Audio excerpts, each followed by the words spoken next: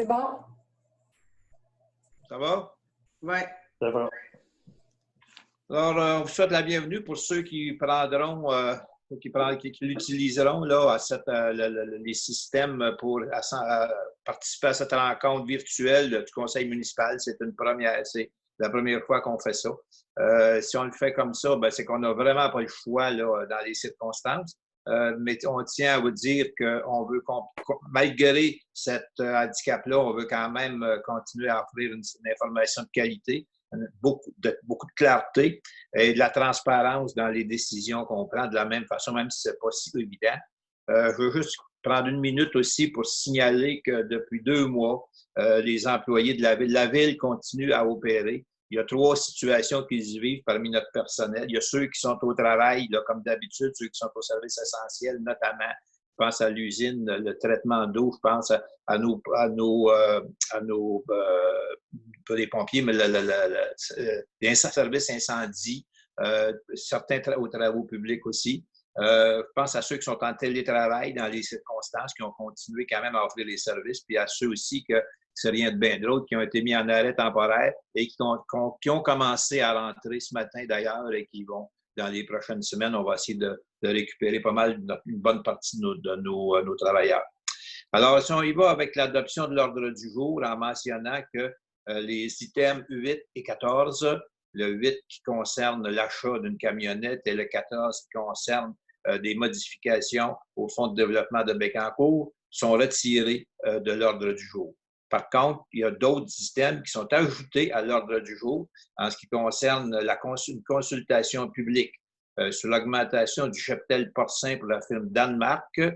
Une félicitation pour M. Bolduc et des condoléances pour la famille Maxime Miron-Morin. Alors, si vous quelqu'un qui propose l'adoption de l'ordre du jour. M. Fernand Croteau le propose. Vous le parlerez parce que je ne vous vois pas tous. Il manque des visages. Attendez un petit peu, là. Je ne peux pas avoir tout le monde en même temps. C'est ça qui est plate parce qu'il y a l'ordre du jour qui est affiché aussi sur l'écran. Au point numéro 2, l'approbation des procès-verbaux de la séance ordinaire du 6 avril et des séances extraordinaires du 1er avril et du 9 avril. Alors, lors de l'assemblée extraordinaire du 1er avril, ça concernait la possibilité d'utiliser la liste électorale pour contacter les gens vulnérables, notamment les personnes aînées, durant la période d'urgence sanitaire. Et les sujets traités lors de la séance extraordinaire du 9 avril, il y avait le rapport d'activité annuel 2019, ça concerne la couverture de risque pour les incendies, pour la MRC Bécancour. Il y avait aussi l'étude d'une dérogation de la part de M. Simon Groux, ainsi qu'un règlement relatif à la gestion contractuelle pour favoriser l'achat local. Alors, c'est des sujets qui ont été discutés lors des séances extraordinaires. Est-ce qu'il y a un proposeur pour l'approbation des procès-verbaux? Pierre Moraus. Monsieur Moraus, remarquez bien, si tout le monde est d'accord, on ne demande pas à chacun de dire qu'il est d'accord, mais on prend simplement la personne qui fait la proposition. Au niveau des finances, approbation des listes de chèques à ratifier, il y a 2 listes qui ont été produites, une au montant de 1 340 000 et une au montant de 327 000 qui a été soumise à l'Assemblée du Conseil et les questions peuvent être posées au service des finances. Est-ce qu'il y a un proposeur pour l'adoption de la liste des comptes? Mario Gagné. Gagné le propose. Sécurité incendie, fin du lien d'emploi de Mme Bianca Vincent, pompière à temps partiel. On ne réussit pas à rejoindre cette dame-là. Bon, donc, le seul moyen, puis il y a une vingtaine de nouveaux pompiers. Et Mme Vincent, on ne réussit pas à la rejoindre. Donc, on fait tout simplement fait à son lien d'emploi. Est-ce qu'il y a quelqu'un qui propose la rupture de lien d'emploi? Denis Bouligny. Bouligny le propose. Service à la communauté, le non-renouvellement d'une entente intermunicipale de fourniture de services concernant la participation aux activités de loisirs entre la municipalité de Saint-Pierre-les-Béquets et de la ville de Bécancour. C'est tout simplement une entente qui avait été négociée il y a plusieurs années. Elle n'est plus utile, mais on continue de toute façon, ça ne change absolument rien au protocole d'échange qu'on a, qui est là. On a un autre aussi avec Saint-Léonard, on en a avec Nicolette. Donc, ça continue comme avant, mais ce, spécifiquement, cette entente-là ne sera pas reconduite. Alors, est-ce qu'il y a un proposeur pour le non-renouvellement de l'entente? Je propose, Carmen. Mme Pratt le propose, et un avis de fin temporaire de contrat de conciergerie pour salle Louis Baribeau, secteur Gentilly, et pour la patinoire couverte du secteur Saint-Grégoire. Alors, donc, évidemment, il n'y a pas de location, donc les concierges ne sont pas requis. Alors, est-ce qu'il y a un proposeur pour cette fin temporaire de contrat? Denis Bouligny. M. Bouligny le propose. Aux travaux publics, on a un rejet de soumission. On a fait un rejet de soumission parce qu'il y avait déjà eu une demande de soumission. C'en est une deuxième que nous avons pour une camionnette 4x4 pour remplacer une qui était désuète, là. Donc, encore une fois, les soumissions doivent être rejetées parce qu'il y a des éléments à vérifier sur la conformité de ce qui a été demandé. Alors, est-ce qu'il y a un proposeur pour le rejet tout simplement des soumissions qui nous ont été produites? Pierre Moras. M. Moras propose. Au numéro 9, urbanisme, demande de dérogation mineure, dans le cas de M. Guy-Michel Tourigny. Alors, M. Tourigny, secteur rue Saint-Laurent, secteur Précieux-Sang, pour la construction d'un garage privé détaché pour une superficie de 111 mètres carrés au lieu du 80 mètres carrés habituel. Ça a été analysé par la commission d'urbanisme et c'est recommandé comme pouvant être approuvé. Alors, est-ce qu'il y a un proposeur pour cette demande de M. Guy-Michel Tourigny? Il n'y en a pas. Mario Gagné. M. Gagné le propose. Dans le cas de M. Jean Bécotte, secteur Gentilly, c'est un petit peu compliqué. M. Bécotte a vendu ses terres à un agriculteur. Par contre, il veut garder des sections un petit peu plus grandes pour, par exemple, son gazebo qu'il veut garder à la même place. Puis il y a aussi un terrain qui est en pente. C'est un peu complexe. Il y a bien des éléments là-dedans. Alors, on accepte de donner suite à la demande de dérogation, mais il y a des conditions qui ont été émises à M. Bécotte, c'est-à-dire que à la conclusion de la publication des servitudes réelles et perpétuelles de droit de vue. Alors, dans ce cas-là, il y a un droit de vue à signer et la copie de ces actes-là doivent être transmis à la ville de Bécancour et aussi l'unification d'un lot enclavé. Je ne vous donnerai pas tous les détails du numéro de lot, là, 3 540 000. Là. Après la vente de ces lots, afin d'avoir un frontage donnant accès à une voie publique parce que le terrain est un peu en arrière-lot. Donc, deux éléments, droit de vue et publier aussi l'unification du lot enclavé qui permet d'avoir droit à l'accès au terrain en question. Ça n'est peut-être pas si clair que ça en a l'air, mais quand on voit le dessin, c'est assez clair. Donc, ça a été analysé et toutes les conditions semblent être respectées de la part de M. Bécotte. Est-ce qu'il y a un proposeur? Pierre Moras. M. Moras le propose. Et dans le cas de M. Simon Groux, c'est dans la construction d'avoir une marge de recul de 5,2 mètres au lieu de 9 mètres.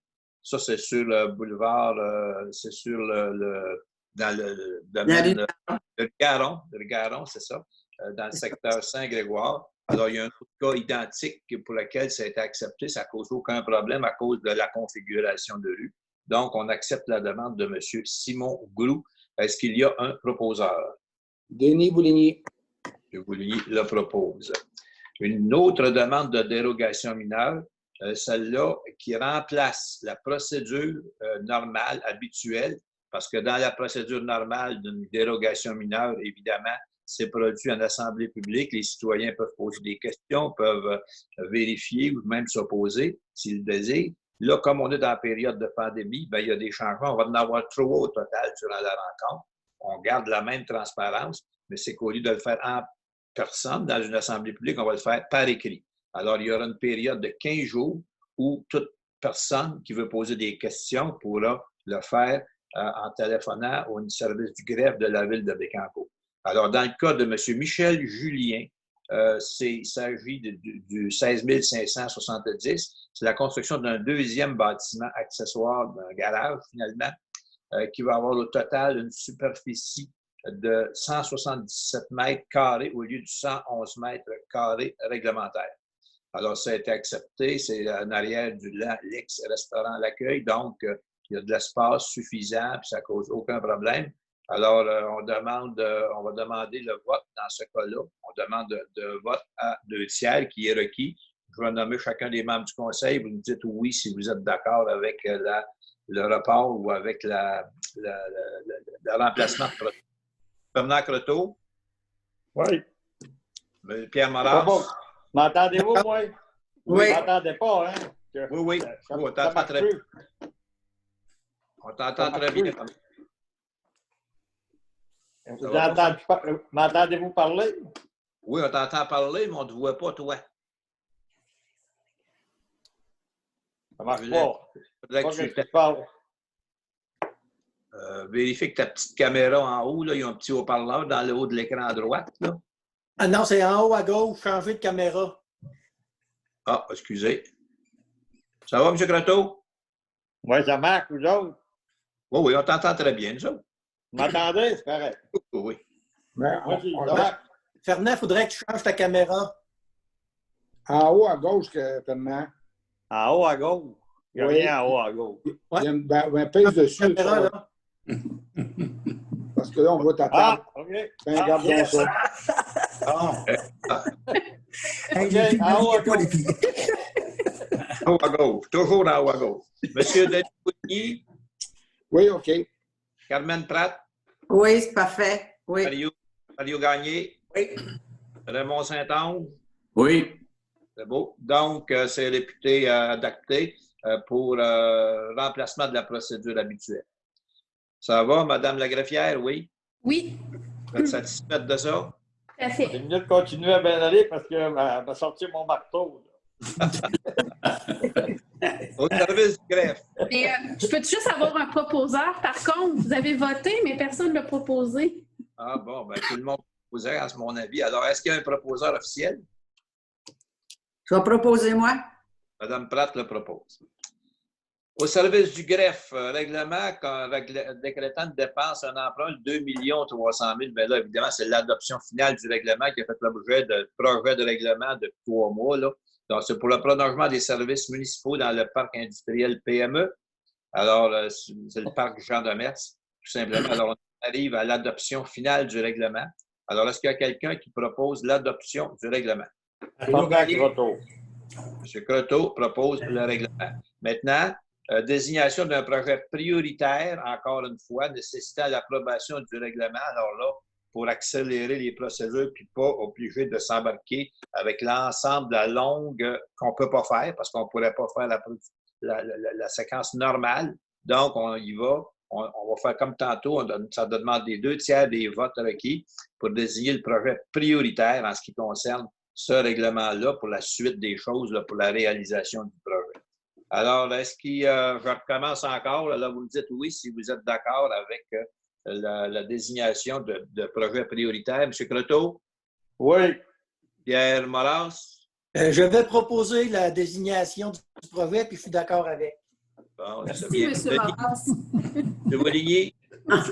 Oui, ça va. Carmen, Mme Pratt? Oui, ça va. Parfait. Panier? Oui. Raymond? Oui.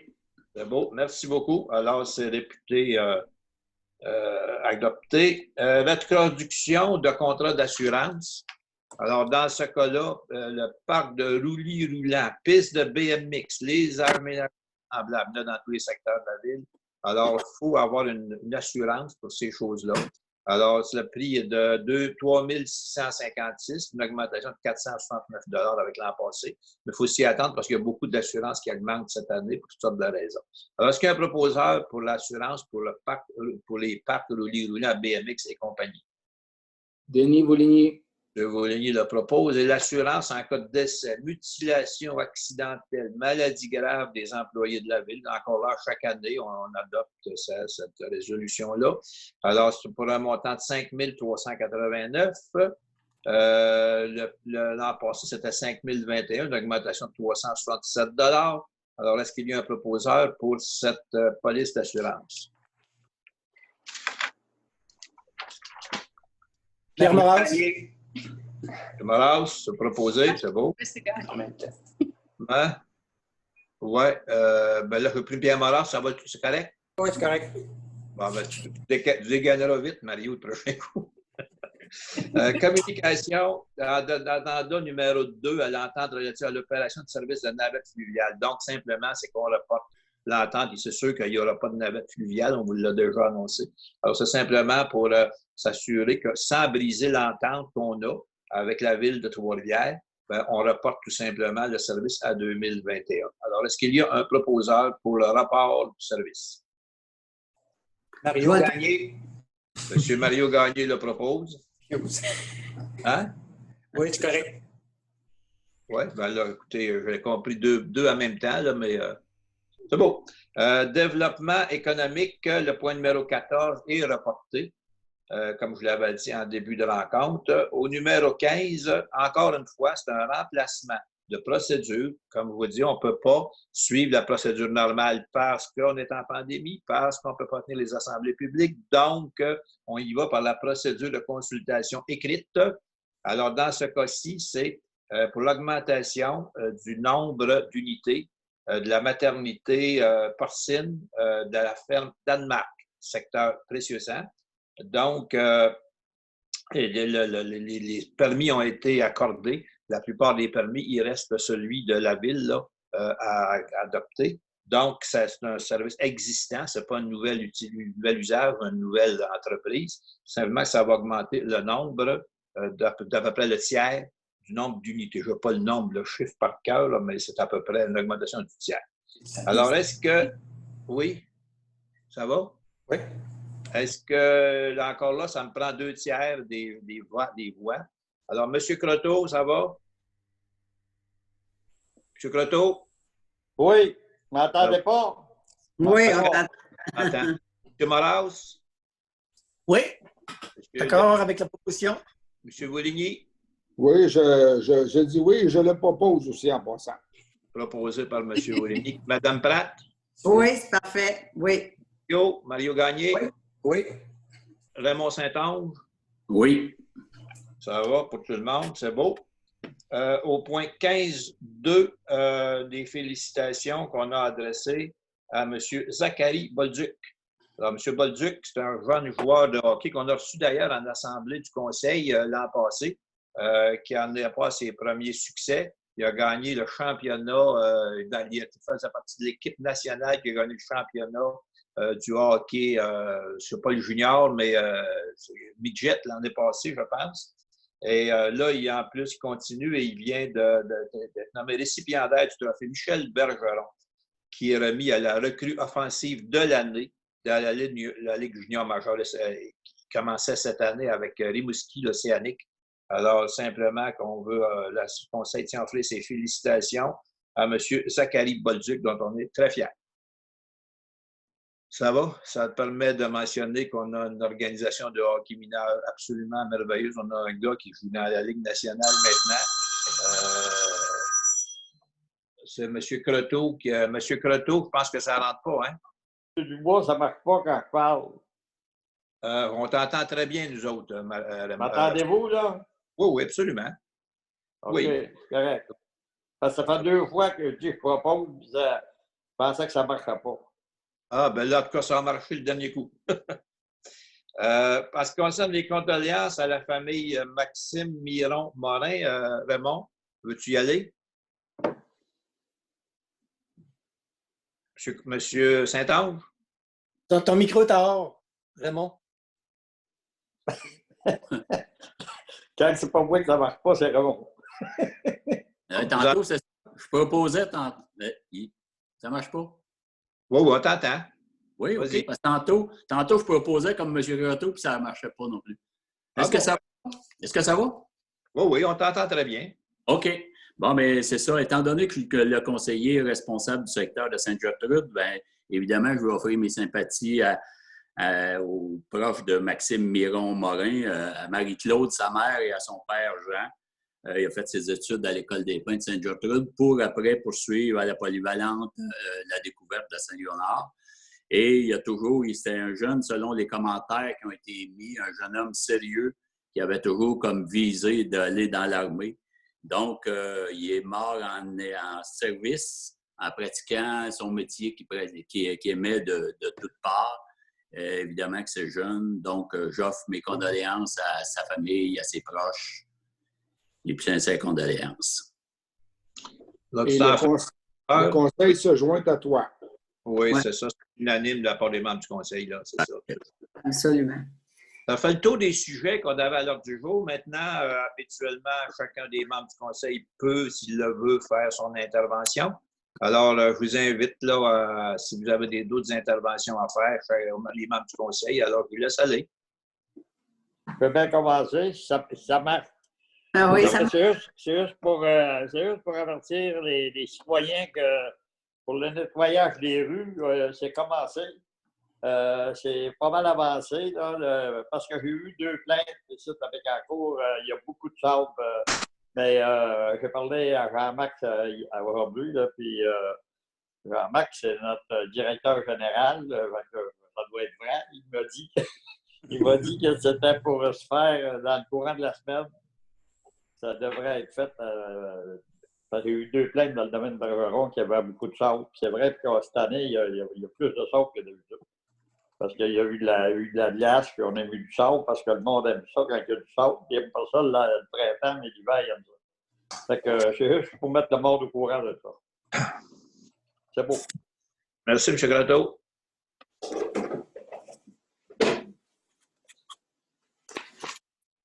D'autres interventions? Je peux y aller, Mario Gagné. Pour le développement économique, je dois dire que le cubateur industriel de Ville de Bécancour va être en opération à partir de juin. On a déjà des locataires d'intéressés à louer un 10 000 pieds carrés. On a 15 000 pieds qui vont être disponibles pour louer.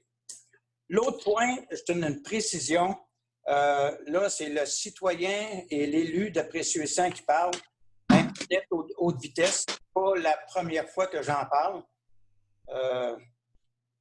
Ce que je dois dire, c'est que pour la compréhension de tout le monde, il y a des endroits à Précieux-Sang où des gens peuvent être sur Internet haute vitesse et ça fonctionne.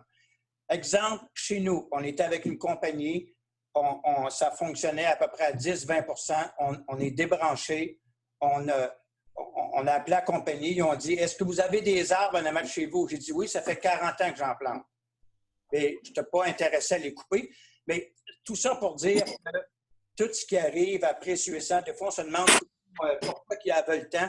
C'est parce qu'il y en a, en l'occurrence moi-même, on n'a pas le service.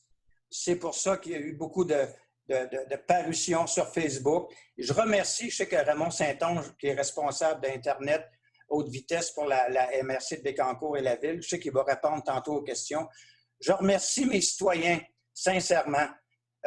Seul, je ne pourrais pas faire avancer le dossier. Je remercie sincèrement mes citoyens d'avoir posé les questions à quand qu'on l'aurait, puis de continuer à mettre de la pression pour qu'on puisse être desservi. C'est terminé. Merci, M. Gagné. D'autres interventions? Je peux vous en faire une, moi, si vous voulez me donner. Vas-y. Denis, ouais. Ben, écoutez, moi, tout ce que je demande, c'est je demande à tous les citoyens de la Ville de Bécancour leur compréhension et collaboration pour, suite à une décision administrative de la Régie des gestions des déchets, étant donné que nous ne pouvons pas déployer de conteneurs dans aucune municipalité, en tout cas de la Ville de Bécancour. Actuellement, il y a des démarches qui se font là-dessus à la Régie. On a une réunion cette semaine pour ça. Mais normalement, avec les dernières informations que j'ai eues aujourd'hui, suite aux règles de santé publique et en lien avec le COVID, nous ne pouvons pas donc déployer des conteneurs, étant donné que ça prendrait une surveillance à chacun et que les sites ne sont pas tous barrés, clôturés pour empêcher les gens d'y aller en dehors des heures qui pourraient avoir une surveillance. Donc, c'est une décision vraiment administrative, honnêtement. Nous n'avons pas les moyens de se payer ce service-là. Et par rapport que ça prendrait une surveillance, etc., toutes les dépenses que ça l'entraîne. Alors, les gens devront aller porter leur résidu vert, pour des résidus verts, à l'éco-centre qui est situé sur la rue Gauthier, dans le secteur Saint-Grégoire. Et il est possible qu'il y ait maintenant un autre on va dire, mini-centre peut-être à Saint-Pierre-le-Béquet. Ce n'est pas terminé, mais vous serez informés. Alors, je remercie tous les citoyens de collaborer et ça va aller super bien, soyez pas inquiets. Merci. Ça va? D'autres interventions? Oui, j'aurais une petite intervention, Pierre Moras. Là, le beau temps s'en vient. On est enfermé depuis le 13 mars à cause de la pandémie. Je dirais que c'est le temps de sortir, de prendre l'air, de s'aérer parce qu'il y a plusieurs personnes qui ont attrapé la maladie. Mais là, ce qui nous guette, c'est des problèmes de santé mentale. Fait que c'est important de garder le moral et ça va être de plus en plus facile parce que le beau temps s'en vient. Fait que c'est le temps de se faire plaisir, d'écouter de la musique, de prendre des marches. Puis mes pensées vont aussi au personnel qui travaille dans le domaine de la santé, mais aussi aux personnes qui sont hospitalisées dans les hôpitaux, qui ne peuvent pas recevoir de visite, que le seul moyen de les contacter, c'est par téléphone. Fait que, mes pensées vont à ces personnes-là. Fait que si vous avez la chance de leur téléphoner, c'est toujours bien apprécié de la part des personnes hospitalisées. Merci. Si. Bonjour, moi je voudrais rajouter quelque chose. Carmen Pratt, on a eu une information cette semaine au Centre de la biodiversité. On va avoir des revenus récurrents. On est reconnu par le ministère pas de l'Environnement, du Tourisme. Là. Et puis, on a eu comme nouvelle cette semaine qu'on aurait de la récurrence pour des revenus au Centre de la biodiversité. Voilà. Quand même des montants importants pour là-dessus. Des montants importants. D'accord. Merci, Mme Pratt. Monsieur Fernand, Monsieur Saint-Onge, vous allez intervenir concernant la fibre, je pense. Avez-vous d'autres choses à dire? Non, c'est correct. Ça va? Bon, bien, à ce moment-là, on va y aller avec la période de questions parce qu'on avait ouvert les questions à des questions écrites. Alors, on a reçu 3 types de questions. Il y en a plusieurs qui concernent la fibre optique. Alors, au moins 4 à ce que je sache. Alors, je vais laisser la greffière, Mme Isabelle, nous relater les questions qui ont été posées. Bon, en fait, on va y aller par bloc. On a reçu des questions portant sur la fibre. Soyez assurés, les citoyens qui écoutaient, que les questions ont été textuellement adressées aux membres du conseil, mais comme ça se recoupe, on va généraliser. On a eu la question de M. François Roussel, de Mme Annie Gauthier, en fait, ça doit être le propriétaire de la compagnie Andromède Film, et de Mme Chantal Métivier. En fait, c'est tous des résidents du secteur Précieux-Sang qui demandent, en fait, à quand la fibre optique dans le secteur Précieux-Sang. Ils veulent avoir un suivi avec le contexte du télétravail et de tout ce qu'on vit actuellement. Donc, ça, c'est le premier bloc de questions. M. Saint-Onge? Oui, bien voilà. Étant donné que je suis désigné à sous-siéger pour la fibre, avec M. le maire d'ailleurs qui fait un excellent travail là-dessus et croyez-nous que ce n'est pas simple le dossier. D'ailleurs, l'automne dernier, il y avait une convocation qui avait été faite à l'Église multifonctionnelle de Bécancour pour annoncer que Saint-Angèle était desservie. Ça s'en venait vers Bécancour, Nicolas Perrault. Et donc, à la période des fêtes, il y avait une grande lueur d'espoir pour même le secteur Précieux-Sang. Donc, arrive après la période des fêtes, survient une problématique, soit celle de traverser la fameuse fibre au pont des Chars sur la rivière Bécancour. Ça a pris quand même une bonne portion de temps. C'est arrivé juste avant la pandémie. Toute une problématique. Finalement, la fibre optique a été traversée par un drone pour arriver à le faire. Donc là, parce qu'on sait que la fibre optique est desservie à Précieux-Sang. Ce qui reste à faire, c'est la fusion. Quand le fameux fil a été traversé à Oulinac, est arrivé les gens qui ont commencé à faire de la fusion, mais par contre, la pandémie, le gouvernement a arrêté ça. Je tiens à spécifier parce que les gens disent « ben oui, mais ailleurs, ça s'installe ». Le fameux contrat de télécom avec la MRC, ça fait partie de l'installation, ça ne fait pas partie de l'entretien. Donc, c'est pour ça qu'ils ont dû respecter la consigne de la COVID.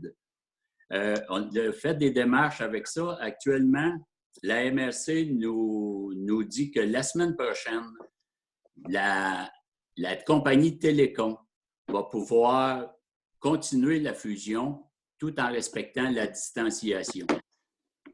les gens me aussi posent la question concernant Sogetel. Il faut que Sogetel, pas que Télécom, c'est-à-dire que Télécom ait fini la fusion, qu'ils fassent leur test approprié. Après ça, là, la Sogetel va pouvoir connecter dans les maisons. Tant que Télécom n'a pas fini ses fusions, Sogetel n'est pas autorisé à collecter. Donc, c'est un peu ça. Donc, et aussi, la Ville, de pair avec la MRC, va sortir un communiqué dans le courant de la semaine, cette semaine. Et je rappelle que Télécom devrait être au travail la semaine prochaine pour terminer les fameuses fusions. On comprend très bien, précieux. On était toujours arrivé au moment où c'était à leur tour et 2, 3 circonstances ont fait que c'est reporté. On vous comprend plus que très bien. Chaque fois qu'on connecte des gens, pour moi, c'est une petite victoire. La grosse victoire sera là quand tous les gens de la Ville seront connectés.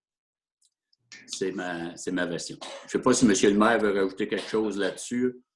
Non, si on était capable d'aller la brancher, on le ferait tellement qu'on a souffert avec ce dossier-là. On peut dire qu'on a souffert. Ça a pris, non pas des mois, mais des années à avoir les permis qu'il fallait. Le jour où on a les permis, on s'accroche les pieds dans toutes sortes d'affaires. On ne vous a même pas parlé de ce qui avait retardé en Hydro-Québec aussi, quand il y a eu les vents à l'extérieur et on a été retardé d'un autre mois. Il n'y a rien qui n'est pas arrivé. Alors, je ne veux pas faire de longue histoire. Je pense que Raymond a fait un très bon résumé de la situation. Vous allez en avoir des nouvelles cette semaine. Le service de communication de la Ville et de la MRC sont en travail pour vous produire de l'information et on espère dans les prochains jours que vous allez revoir des camions qui vont se promener dans les rues de Précieux-Sang puis vous amener la fameuse fibre qu'on vous souhaite de tout notre cœur. Voilà. Au niveau des autres, Isabelle? En fait, on a eu une question de Mme Jolène Paquette du secteur Bécancour qui demande en fait si c'est possible d'installer une lumière à proximité des bornes de recharge à l'hôtel de ville parce qu'elle considère que c'est très noir le soir quand elle se branche le soir ou la nuit à cet endroit-là. D'accord. Ça va être traité par les services des travaux publics. Là, on va voir exactement. D'abord, étudier la nature de la demande et c'est ça. Donc, on prend la question à délibérer, Mme Isabelle. Ça va? Parfait. Oui. Et j'ai une dernière petite question de la part de Mme Agathe Desilets, en fait, qui demande si c'est possible de se procurer du compost, étant donné que la journée de l'arbre a été annulée cette année. Étant donné qu'il n'y a pas de journée de l'arbre, je ne verrai pas comment on pourrait. Là. Je n'ai pas de question, de réponse vraiment accordée à Mme Desilets. Du compost, à l'endroit où on achète ça d'habituellement, je ne sais pas. Là, mais comme il n'y a pas de journée d'arbre, on n'aura pas de façon nous autres d'en distribuer ou d'en acheter ou de s'en procurer de notre côté. Là aussi, là, je ne voudrais pas dire. Là, quels endroits que ça se vend du compost? Ça se vend dans les centres horticoles. OK, ouais. Nos quincailleries, genre... Peut-être aussi. Parc ou au Hardware, ces choses-là. Hardware, il y en a aussi. Là. Ouais, bon. C'est beau. Alors, on reçoit la préoccupation. Il n'y a pas d'autres questions des citoyens? Non. Bon, ben, écoutez, moi, on va mettre fin à cette rencontre-là. Je vais vous mentionner jusqu'à quel point, depuis 2 mois, on a la préoccupation de vous offrir des communications complètes. Vous comprenez qu'on a une situation qui fait que les communications, c'est devenu le lot de Facebook et du site Internet pour ceux qui l'ont, ceux qui ne l'ont pas. Il faut y aller par des écrits, si vous voulez. Alors, le Courrier Sud est une fois par semaine. Le Nouvelliste n'est plus publié papier, sauf le samedi. Alors, on a des problèmes pour être sûr de rejoindre ceux qui ne sont pas nécessairement abonnés Facebook. Je vous mentionne qu'à la fin du mois, mai, début juin, vous allez recevoir une autre diffusion. Il devrait être très complet. Je vais vous mentionner aussi qu'on travaille très fort pour qu'il y ait un été à Bécancour. Avec toutes les annulations qu'on voit un peu partout, là, on va s'ennuyer un petit peu, je pense. Mais je peux vous dire qu'on fait tous les efforts. On avait décrété que cette année, c'était une année où la thématique était de l'activité physique, était la qualité de vie. On avait un beau projet de marche, plein de choses là, qui doivent être reportées à l'année prochaine. Mais on va tout faire ce qu'on peut pour faciliter l'accès aux endroits. On ne l'a pas encore, là, aux endroits publics, nos parcs. On va essayer de les ouvrir aux citoyens en respectant la distanciation, bien sûr. On fait tous les efforts. On vous a dit cette semaine aussi que les camps de jour auraient lieu. Ça, c'est une très bonne nouvelle. Alors, ça commence, là, le déconfinement commence. On va essayer d'y participer. Au niveau des bibliothèques, on fait tous les efforts là, pour offrir le plus de services possible. On comprend très bien que, puis je n'hésite pas à le dire, là, les cheveux nous rallongent, mais la patience nous raccourcit avec ce qu'on a à vivre comme confinement. Donc, je vous comprends très bien, puis le conseil vous comprend aussi. Donc, on va essayer de vous donner un été, puis on va faire tout ce qu'on peut pour vous donner des activités intéressantes, agréables, puis vous rendre toujours heureux de vivre à Bécancour en vous mentionnant qu'on est en record de permis de construction cette année, la date. Jusqu'à nouvel ordre, là, on n'a jamais eu autant, en 4 mois, autant de permis de construction nouvelles sur le territoire de la ville. Donc, il y a quand même des choses positives et, comme dira l'autre, espérons que ça va bien aller.